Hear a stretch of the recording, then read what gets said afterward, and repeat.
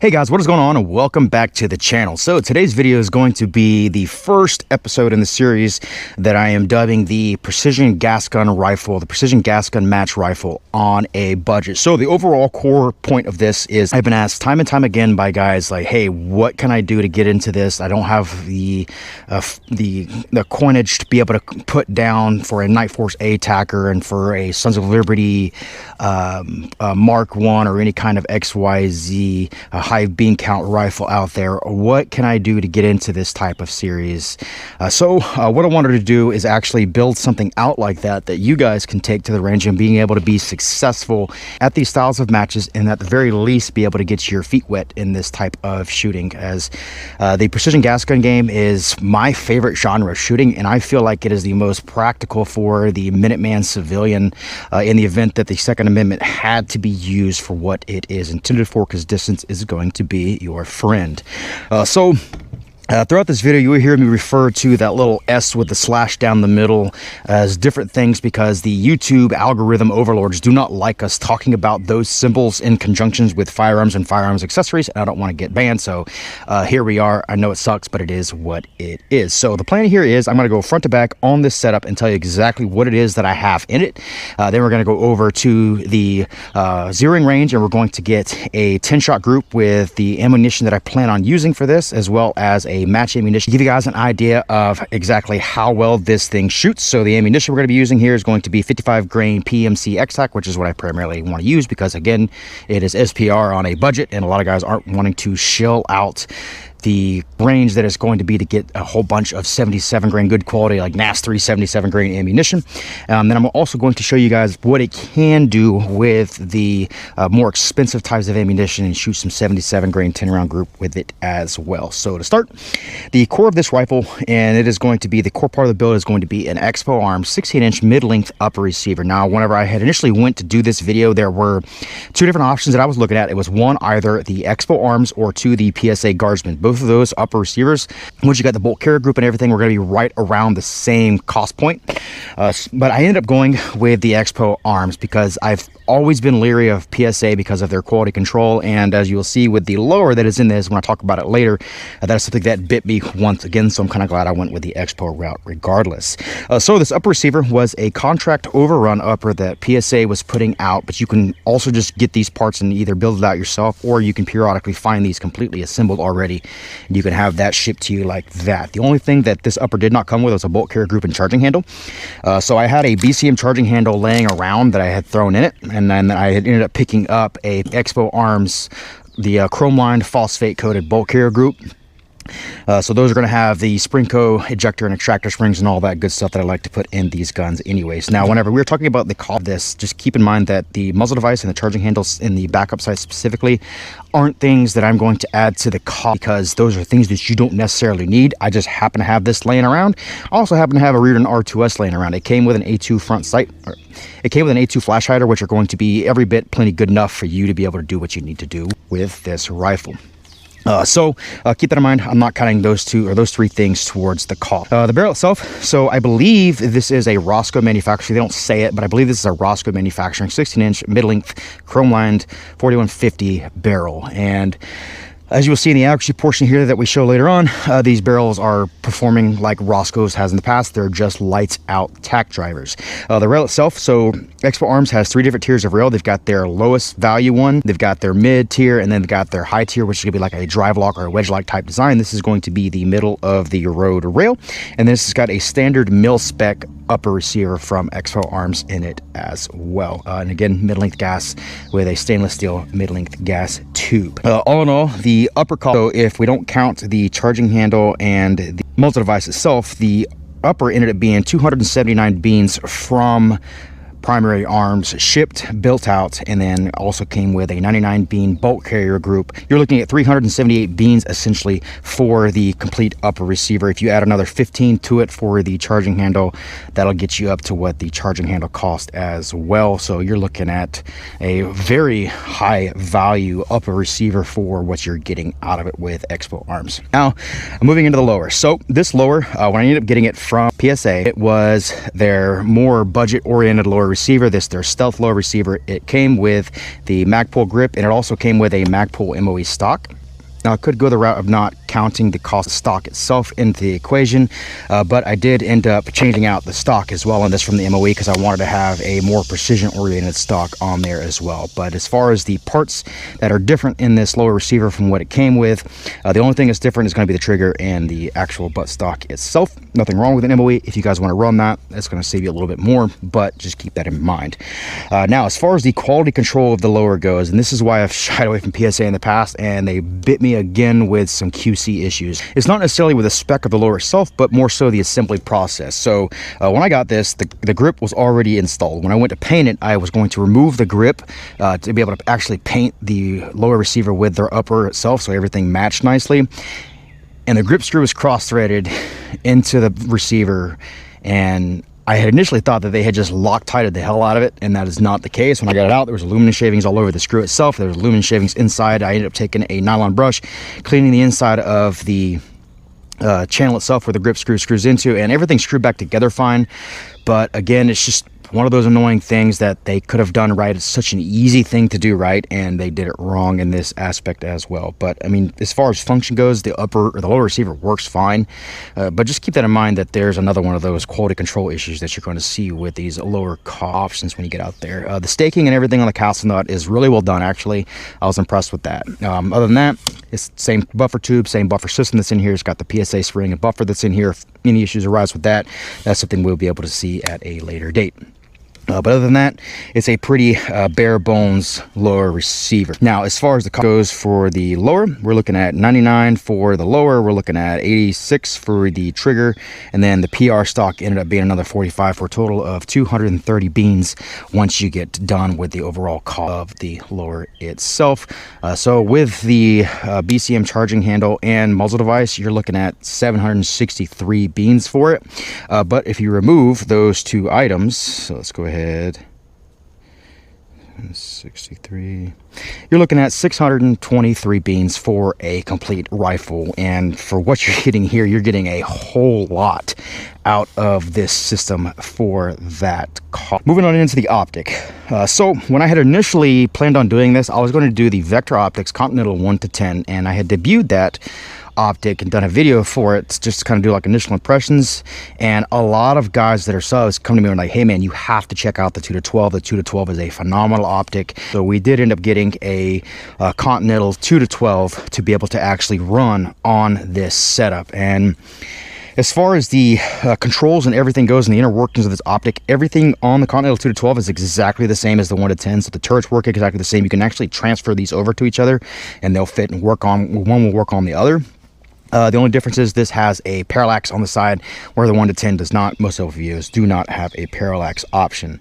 But you got the same fast focus eyepiece, the diopter or the magnification ring adjustments, same smoothness. It works exactly the same. The optic tracks just as good as the other one did.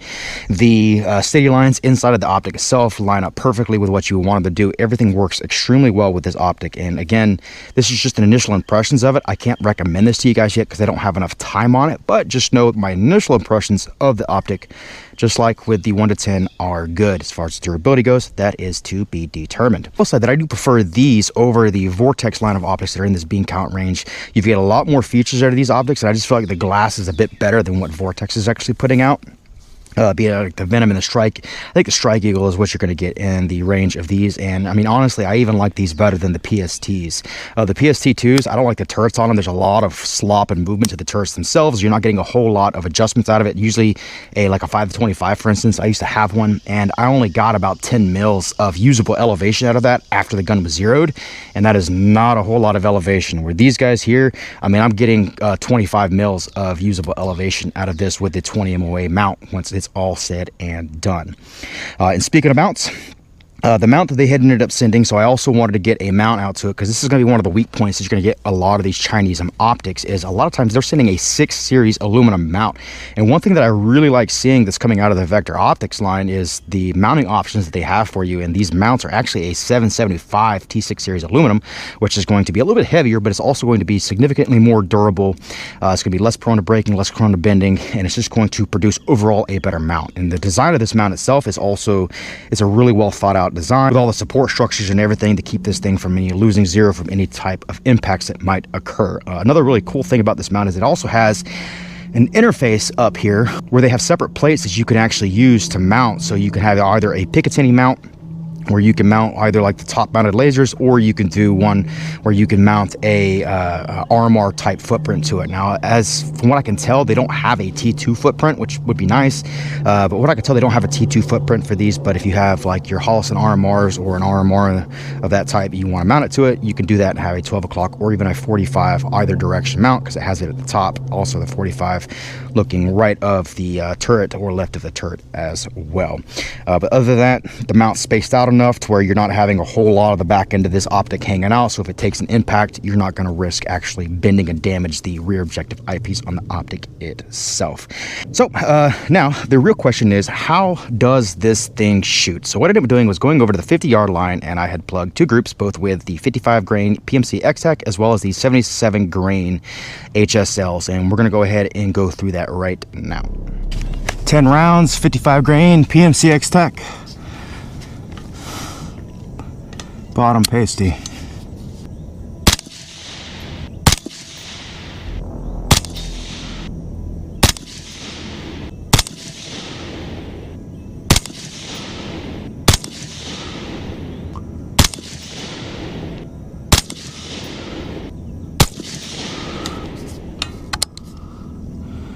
(3,041 feet per second for the average. 10 rounds, 77 grain HSL. Top center pasty.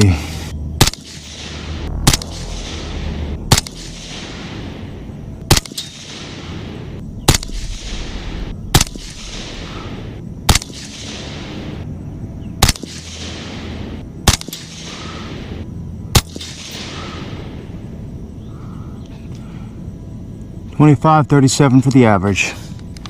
All right, guys, and there you go. There is the accuracy for this rifle. So I'm going to go ahead and pull up some pictures that I had actually gotten of the group so I can talk over them, and they'll also be playing for you over the screen here. So again, I plan on shooting the PMC X-Tac out of this rifle.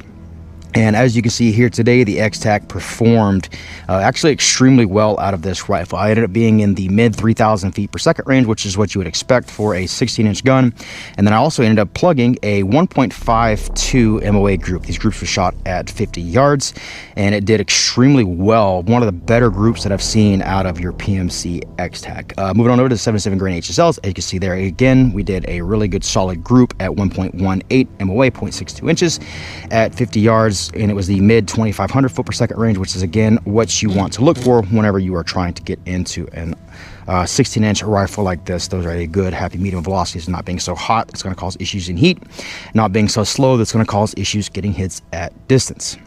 So what we're going to do now is we're going to move over to the precision rifle range. I've got a bunch of stages actually planned and set up. We're going to have a couple of guys out here. We're going to be doing sort of a precision gas gun shoot practice day here for you.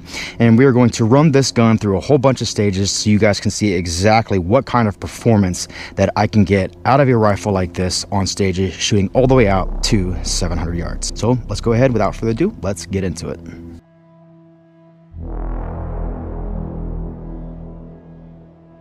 Shooter on the center course of fire. Stand by.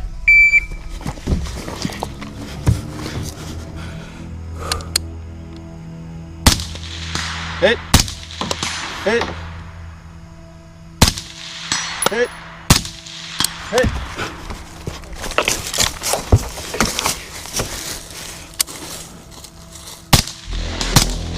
Hit.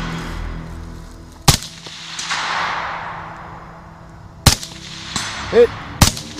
Hit.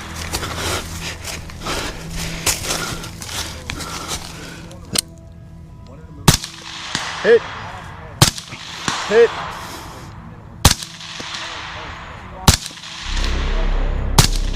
Hit. Hit. 46 flat.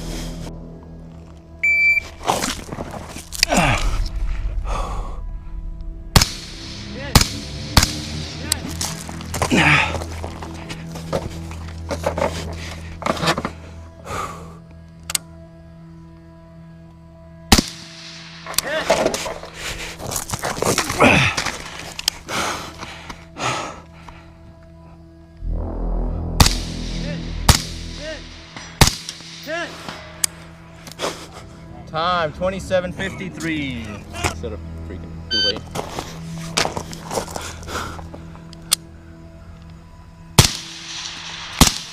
Hit.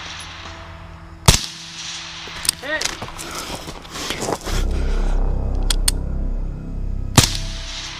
Up.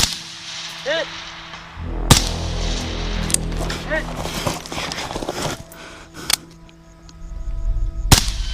Hit. Hit. Miss. Hit. 33:58. 4 spots on the red. And then finish on red. Finish on the square. Okay. And the hostage is Hit. What are we finishing off? The hostage. Oh, okay. You save the hostage until the end and then you kill him. Hit.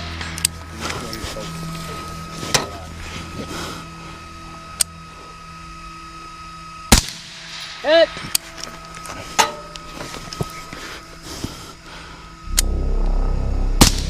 Hit. All right, now we kill the hostage. Hit. Hit. 39:65.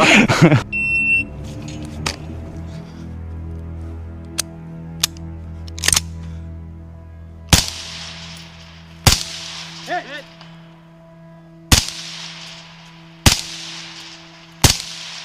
Hit. Hit.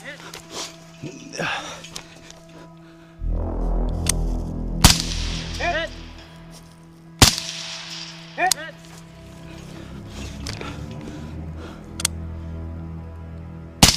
Hit. Hit. That wasn't a hit. Hit. That was a hit. Stand by.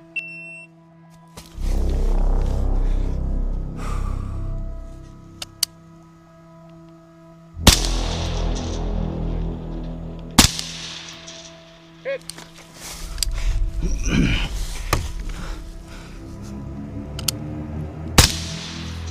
Hit. Hit. Hit. Why are you going back? Oh yeah, you're right. How many times you gonna say? Yeah, I was like, I thought that was just 1, 2, and then back.